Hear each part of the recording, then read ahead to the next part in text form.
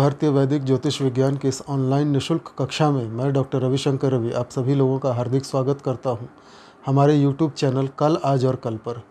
दोस्तों, राजयोगों की जो विशेष श्रृंखला हमने प्रारंभ की है उसमें अभी हम चर्चा कर रहे हैं पंच महापुरुष योगों की। और पंच महापुरुष योगों के अंतर्गत कल हमने चर्चा की थी रोचक योग की।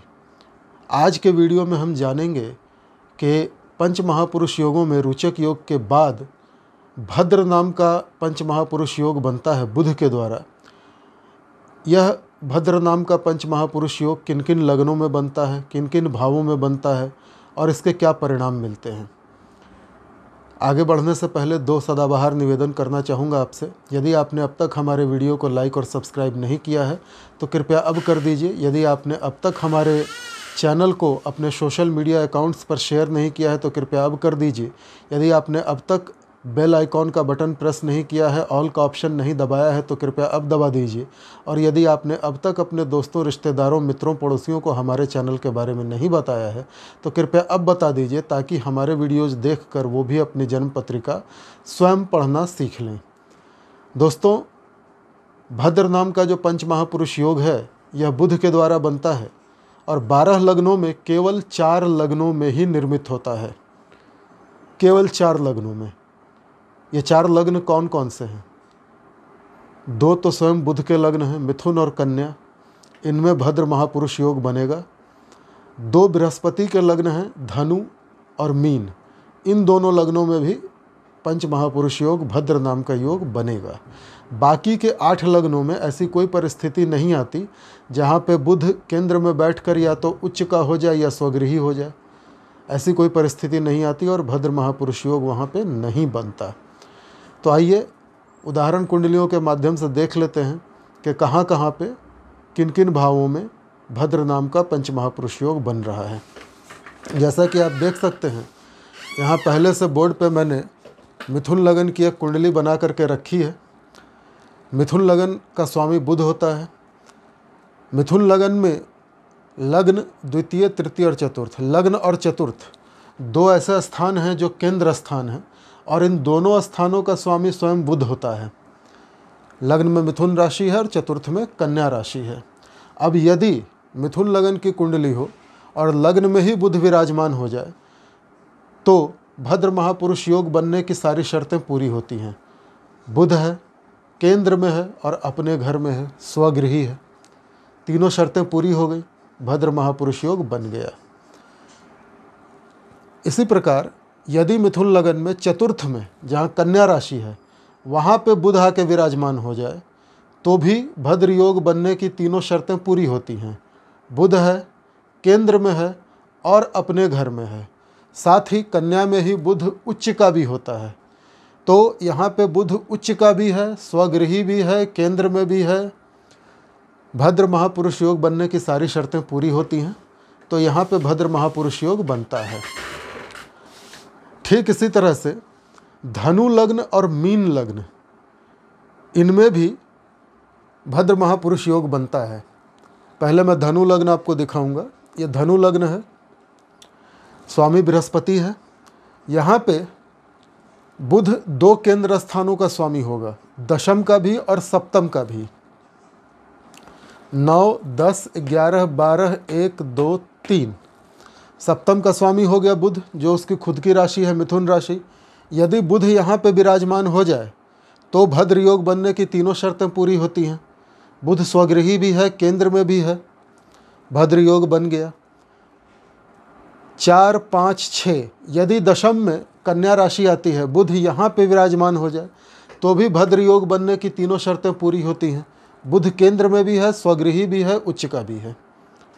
तो एक बुध के लग्न को दिखाया, एक मैंने आपको बृहस्पति के लग्न को दिखाया। पहले दृष्टियों के बारे में जान लें, फिर बाकी के 2 लग्न दिखाता हूँ।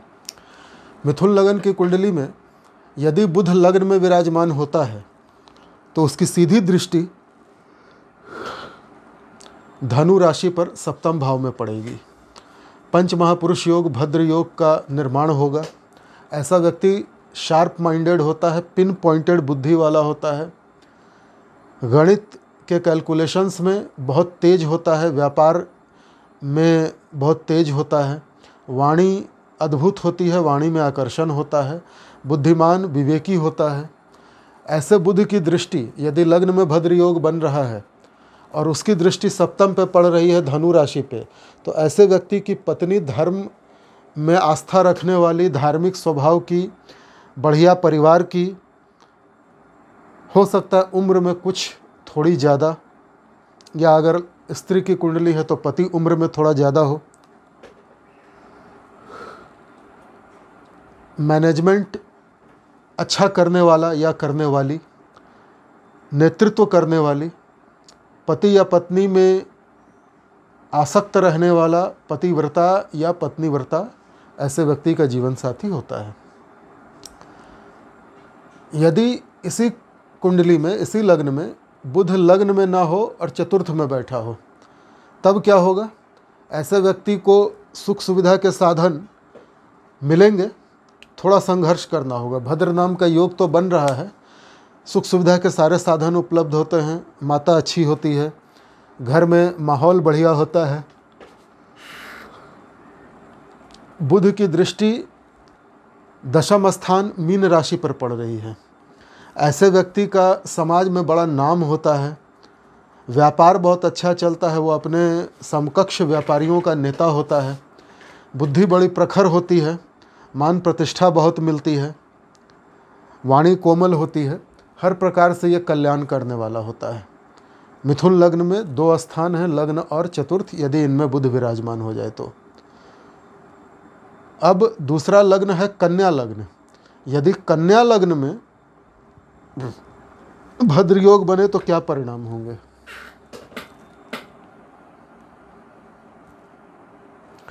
कन्या लग्न में पहली स्थिति तो हो जाएगी लग्न में,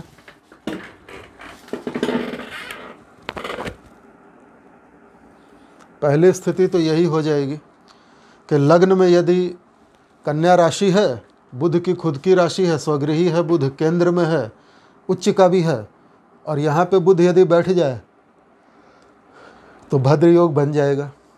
इसके अलावा दूसरी इसमें स्थिति बनेगी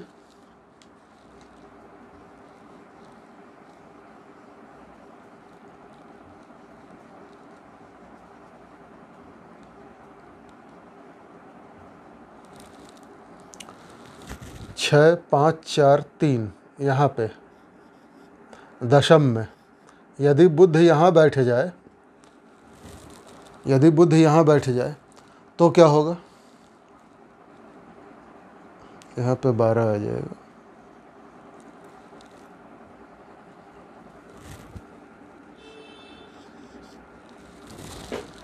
देखिए, भद्र योग बनने की सारी शर्तें यहाँ पूरी हो रही हैं। लग्न में बुध बैठा है, खुद के घर में, केंद्र में है, भद्र योग बन रहा है। दशम में बुध बैठा है, खुद के घर में, केंद्र में है, भद्र योग बन रहा है। इस बुध की दृष्टि आएगी सीधा सीधा सप्तम पे, और इस बुध की दृष्टि आएगी सीधा सीधा चतुर्थ पे। लग्न में बैठा हुआ बुध मीन राशि को देखेगा।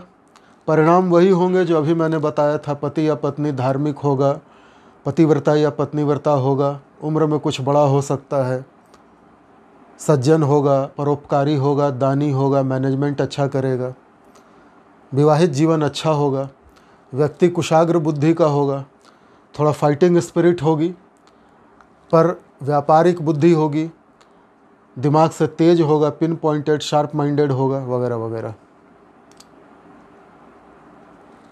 अगर दशम में बैठ जाए बुध कर्म में तो भी भद्र योग बन रहा है। ऐसे व्यक्ति का कर्म क्षेत्र जो है बहुत विशाल होगा, बहुत अच्छा व्यापारी हो सकता है ऐसा व्यक्ति, अच्छा मैथमेटिशियन हो सकता है, अच्छा चार्टर्ड अकाउंटेंट हो सकता है, समाज में अग्रणी होगा, बड़ा नाम होगा इसका व्यापार करने में, लोग इसकी इज्जत करेंगे, सम्मान देंगे, व्यापार खूब दिनों दिन वृद्धि करेगा, धन दौलत की कोई कमी नहीं होगी। सप्तम दृष्टि इसकी सीधा सीधा चतुर्थ भाव पे जा रही है। चतुर्थ भाव यानी घर का स्थान, माता का स्थान, सब सुख शांति होगी, सुख के सारे साधन उपलब्ध होंगे, माता अच्छी होंगी, धर्मपरायण होंगी, बहुत ही अच्छी स्थिति है। पंच महापुरुष योग का निर्माण हो रहा है। आते हैं धनु लग्न पे।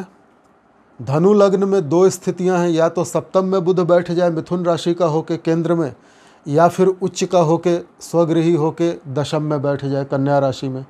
दोनों ही स्थितियों में भद्र योग का निर्माण होगा। जब सप्तम में बुध बैठेगा तो भद्र योग बन रहा है सप्तम भाव से, यानी पति या पत्नी जो इसका होगा वो बड़ा शार्प माइंडेड होगा, उम्र में कम होगा, बच्चे जैसा दिखने में होगा। मतलब पति या पत्नी की एक्चुअल उम्र का पता नहीं चलेगा, उसके चेहरे पे मासूमियत होगी, भोलापन होगा। पार्टनरशिप इसकी बहुत अच्छी चलेगी, व्यापार बहुत अच्छा रहेगा। सप्तम स्थान यात्राओं का भी ये आदमी व्यापारिक यात्राएं खूब करेगा।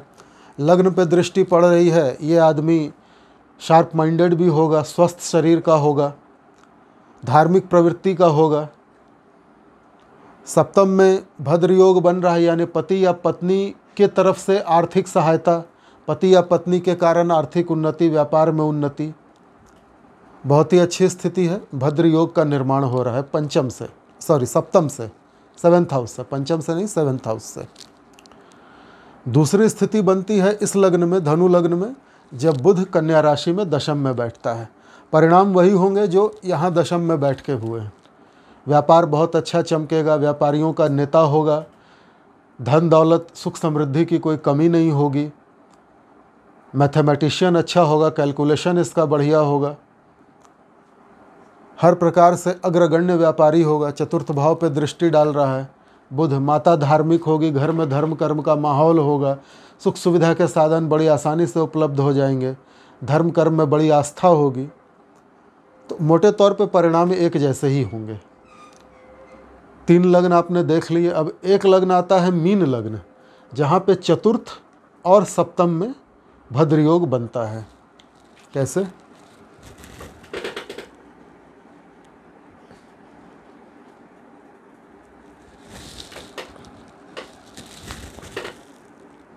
ये हो गया मीन लग्न, 12 1 2 3, यहाँ आएगा 3। यदि यहाँ पे बुध स्वयं बैठ जाए तो ये एक स्थिति बन गई, और यहाँ पे 6 हो जाएगा। ये दूसरी स्थिति ये बन गई।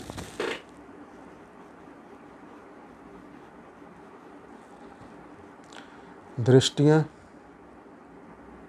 दृष्टि तो ठीक ही थी, दृष्टि ठीक ही थी इसकी, इधर और इधर। अब देखिए, मीन लगन की कुंडली है, तो मीन लगन की कुंडली में चतुर्थ स्थान में और सप्तम स्थान में 2 स्थितियां ऐसी बनती हैं जहां पे भद्र योग का निर्माण होता है। चतुर्थ में बुध बैठा है स्वगृही होके, भद्र योग की तीनों शर्तें पूरी हो रही हैं, तो यहाँ पे भद्र योग का निर्माण हो गया। रिजल्ट मैं आपको पहले बता ही चुका हूँ। सप्तम में बुध कन्या राशि में है, स्वयं के घर में है, उच्च का भी है। कन्या में उच्च का होता है बुध, 6 में उच्च का और 12 में नीच का होता है। इसके परिणाम भी लगभग वही होंगे जो सप्तम में भद्र योग बनने से होते हैं। केवल यही 4 लग्न हैं जहाँ पे बुध द्वारा भद्र योग का निर्माण होता है। अब आप अपनी अपनी जन्म कुंडलियाँ खोलिए, उनमें अगर आप इन 4 लग्नों में से आते हैं, मिथुन लग्न, कन्या लग्न, मीन लग्न और धनु लग्न के, तो आप अपनी अपनी कुंडलियों में देखिए, कहीं आपकी कुंडली में भद्र नाम का पंच महापुरुष योग तो नहीं बन रहा। आज के वीडियो में इतना ही। कल के वीडियो में हम चर्चा करेंगे हंस नाम के पंच महापुरुष योग की, जो बृहस्पति से बनता है, 8 लग्नों में बनता है। तो कल का वीडियो थोड़ा लंबा होगा। मिलते हैं कल के वीडियो में, तब तक के लिए नमस्कार।